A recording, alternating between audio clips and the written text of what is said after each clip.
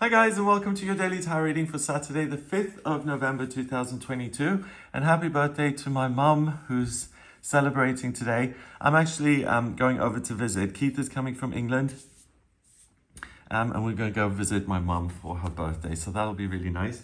It's a really gloomy, rainy day here, so I want to bring some color and some fun into my life and hopefully yours. So I want to use the Golden Girls Tarot. I mean, look at this card, the Chariot card. Can you see that?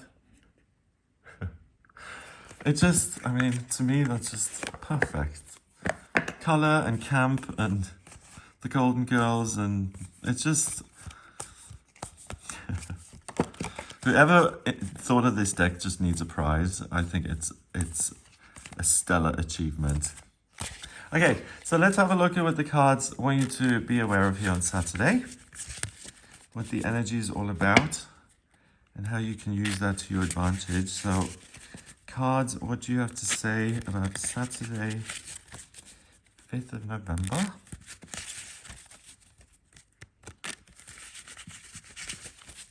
I think it's Guy Fawkes Day as well. Guy Fawkes night, 5th of November. Okay, we've got the Knight of Cups.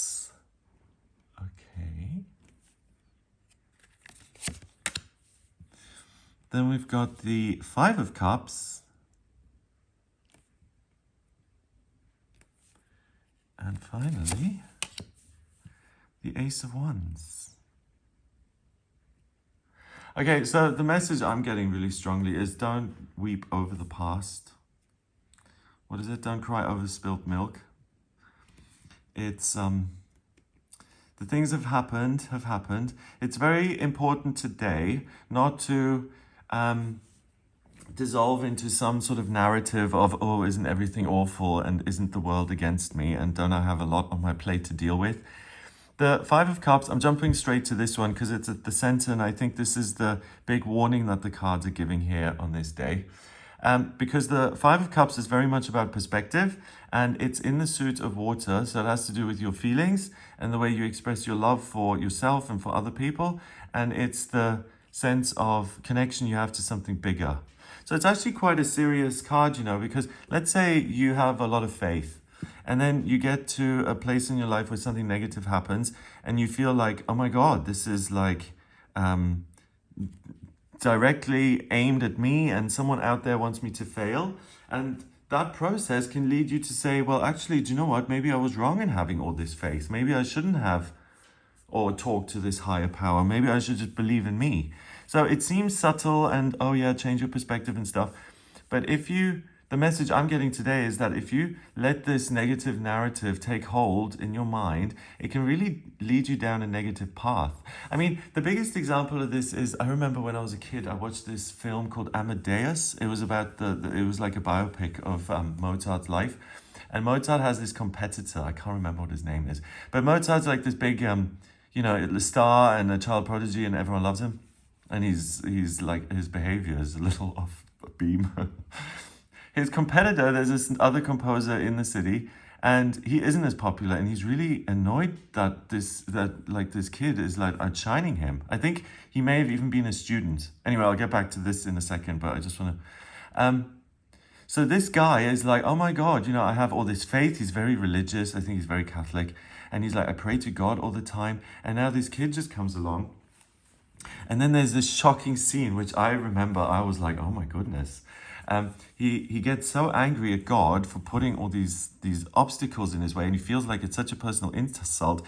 He takes the crucifix that he's got and he throws it in the fireplace and he watches it burn. And he like turns against his faith and he's like, okay, now it's like this whole thing. And I remember I was so... I think I was like 9 or 10. The first thing I thought, I was like, wow, you really can do whatever you want. And second, I thought, how interesting to have this relationship with something that is so personal, that doesn't exist in a physical way, that you can get so angry over that and break up with it. And the whole concept was like alien to me because it really underlined the fact that this was a real thing.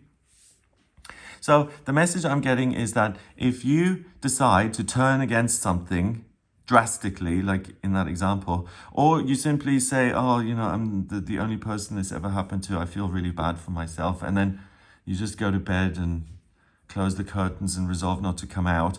That would be a waste of the day. Because the Five of Cups does give the ability to turn around, to put the tissue away and to say, hey, look, I've still got 2 cups on the shelf. I can go and take those to the lanai outside and have a good time, basically. This isn't the end of the world. But if I obsess over what hasn't worked, over the negatives on this day, then I'm never going to move forward and the whole day will just dissolve into a puddle. The Knight of Cups is the reason I'm saying this emotional experience or something from the past is still kind of haunting you. Because the Knight of Cups either appears in a person in your life or as characteristics or a certain quality that I feel on this day. It's this quality of emotional uncertainty and nitpicking and trying too hard and lamenting and regretting and all these useless emotions that don't function. So I think that's what's problematic on this day, that one, a pattern from the past, something that you feel doesn't work for you emotionally. Like all of us are better in different areas, right? Some people do really well telling funny stories at a dinner party. Other people are much better like in private moments between father and child and really, making someone feel taken care of and secure. Other people are great public figures and stars in that sense. But there are things with everybody that don't work. For some people, relationships don't work, or the relationship with self, or they have a huge issue with their appearance, or they want to live a certain lifestyle but can't seem to manage it. These inner hurdles that we've all got that we feel like, oh God, am I ever going to manage this? And that's what appears today. So I think you'll feel a limitation in yourself or in a circumstance where it's like, why can't I do this? And that frustration really means you have the tendency to blow it out of proportion and to say, oh my God, the fact that I still can't do this or still haven't mastered this, for instance, then means that my whole life has been a failure and I should just forget it. It's way over the top. It's this leap, you see. It's from something that isn't ideal to everything is awful. So my suggestion with this, or what I'm going to do with this, is I'm not even going to go here. I realize that I have certain issues. I'm still working on acceptance around those. And within that acceptance, I'm seeing what can I change. It's kind of like the serenity prayer in recovery. God grant me the serenity to accept the things I cannot change, the courage to change the things I can, and the wisdom to know the difference. And what I'm saying here is that what you can't really change is that you're not perfect. None of us can. But so we can accept that, I suppose, or work on it. What we can change, or the wisdom to see the difference, is that going here isn't particularly productive, and we can choose how we respond to our own limitations. And in this case, it's like, okay, I'm not perfect, I can cry about it, or I can look at the talents that I do have and do something with those today. If you take that approach and you turn it around, and you say, okay, I may not be thrilled with my career, but I think I have really lovely eyelashes or whatever, or I'm kind, or I'm, people trust me because I'm nurturing or whatever. Find that great thing, because the Ace of Wands is the final card and it's a gift from the universe. It says, here's your life purpose. You can run with it. Actually, it looks like the Olympic torch to me. It's like someone passing the torch on to you, almost like metaphorically, and saying, here's something you're passionate about. Go run with it. So you can only receive this gift if you're not in this state, and if you're doing something positive, you're out and about, because you've decided to look at the positives and to have faith that the future is going to be amazing, that the best is yet to come, instead of saying, oh, everything is broken and nothing works. That's really today the choice. And of course, you can't wave a magic wand and say, I'm just going to delude myself, but we really can choose what to focus on. If I'm working at the office and I'm putting stuff in the computer for an hour and someone hands me a letter, I can choose whether I'm going to open that letter now immediately and deal with it, or whether I'm going to finish the hour's data entry and then open the letter. It's, you have the ability to manage yourself that way. And today, by staying positive and keeping, I'm going to say, away from all of this, because it's really an emotional swamp that doesn't lead anywhere amazing. By staying positive, you don't let yourself go or sink. And all this fire comes in, which is motivation, enthusiasm, good times, happiness. And then all the pink, even like a rediscovery of yourself and a new relationship with yourself. Like, thank you for being so disciplined and not letting me slide off into despair. Thank you for going to the beach even though you didn't want to. And then something fabulous happened on the beach that would have never happened if I had let myself go. So you see, these things have an impact, because I don't know, when I'm super anxious and I have like all these things, I don't, like, there are days I try, but sometimes like I don't leave the house. Like, you know, I mean, great things because they happen at my house all the time. But more unique things can happen when I'm outside or among people, like with new people or new circumstances. Like, I think you know what I'm trying to say. Don't necessarily have to go to the beach, but pursue something that's fun and that makes you feel good, and reward yourself for having all this self-discipline. And that's, in my experience, again, how you start to prove to yourself that, you know, it's okay that you're not perfect. I believe in you, I invest in you despite your flaws, and we can get on really nicely and have a fabulous time. You know, people who are imperfect can have loads of fun. They're not mutually exclusive. Anyway, number-wise, we've got 1 and 5 is 6.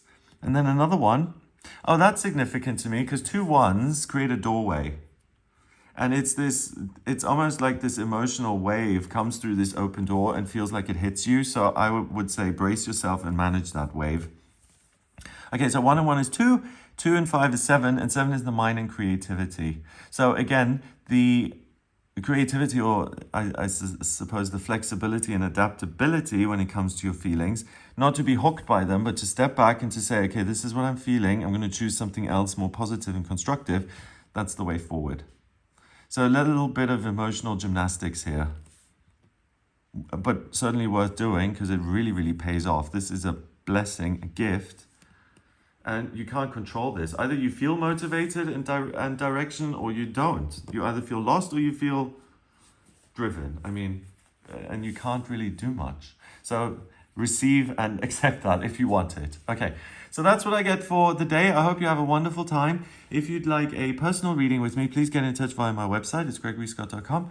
On the front page, click on Book Your Reading to audio reading with me. I use the tarot, astrology, and numerology in the readings. So I combine all three the way I combine the numbers in the tarot. If you have any questions about your life purpose or relationships or the past or acceptance or spirituality or what's coming next, please do get in touch with me for a personal reading. And if you like this video, then give it a thumbs up. Please hit subscribe and share the video online. Have an amazing day, and I'll speak to you tomorrow.